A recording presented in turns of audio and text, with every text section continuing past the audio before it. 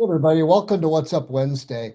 I recently watched a video interview by Christopher Littlefield, and he was interviewing a author and a psychologist named Guy Winch. And the topic of this interview was Mind Over Grind, which is the name of a book that Guy Winch wrote. And he talks about breaking free when work hijacks your life.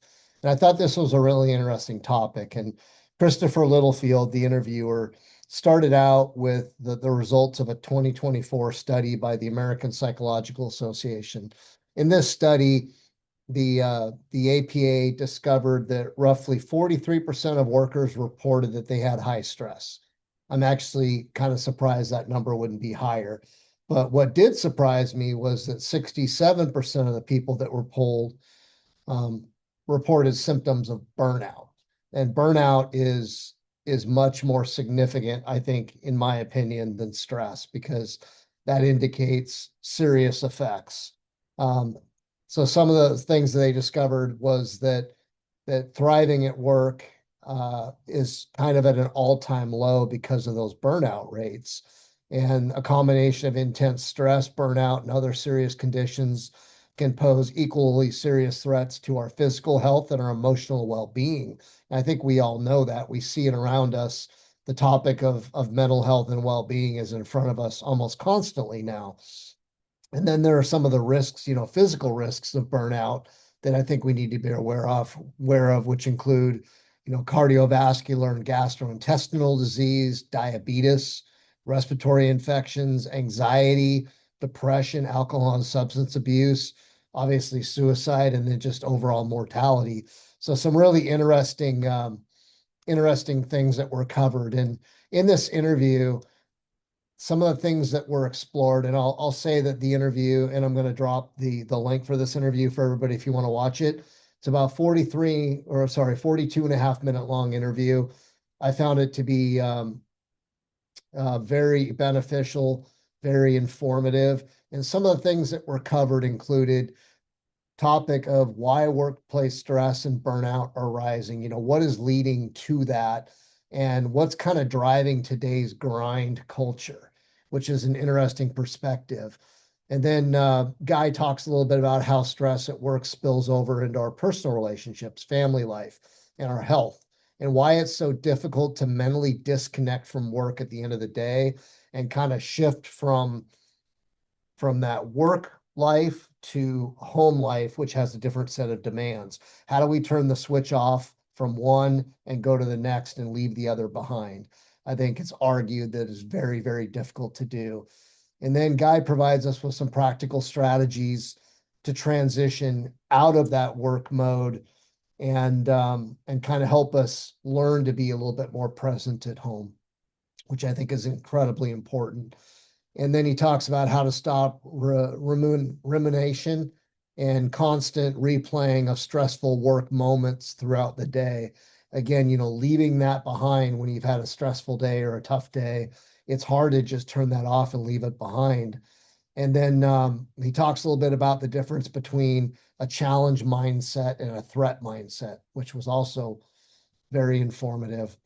And then he touches a little bit on how a mindset shift can dramatically improve your work performance. But on the flip side, it can also improve your personal well-being. That's physical, mental, emotional well-being. And I think that those two go very much hand in hand. Finally, provide some simple tools to kind of regain control when your job hijacks your life, which I think for most of us is a real problem. I know for me, it's always been very difficult to turn work off. It's a 24/7, 365 thing. And I found that there are different tools that can be used to kind of balance that. Because for some of us, I don't know if mentally it's possible to be able to turn one thing off and another thing on and vice versa. It's just a very difficult thing. And I think that there's not a roadmap for anybody that's the same. You can't just say, here's how you do it, no matter who you are.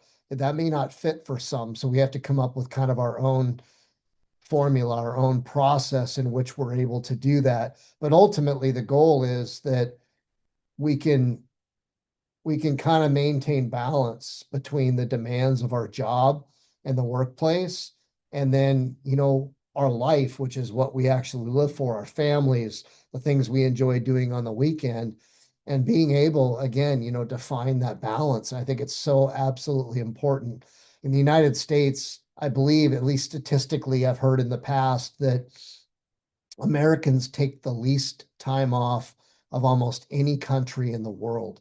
We tend to work more than any other country. I know that my neighbors to the north in Canada, on average, I know a lot of Canadian families who have cottages in a community in which we like to spend time in the summer. And on average, most of those folks take a minimum of 2 to 3 times as much time off as I do in a year, if not more than that. Now, I think for me personally, that mind, body, soul approach, my mind, I've got to feed it at work. I've got to learn new things. I've got to educate myself, which is one of the reasons I watched this video. My body, I need to physically exercise 3 to 4 times a week for at least an hour to keep my physical well-being strong. And then finally, there's that emotional piece. And for me, that might mean taking a hike in the mountains. It might mean going fishing on a river.